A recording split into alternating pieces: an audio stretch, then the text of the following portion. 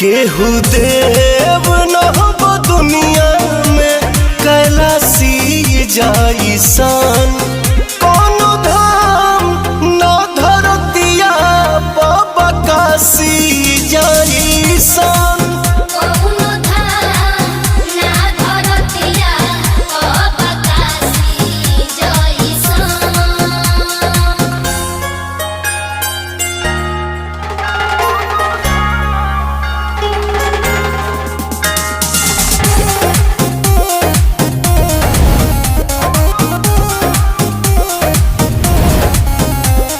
स्वर्ण से सजल विश्वनाथ जी के मंदिर सुहावन हो।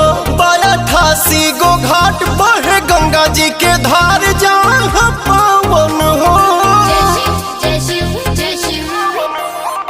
यहाँ स्वर्ण से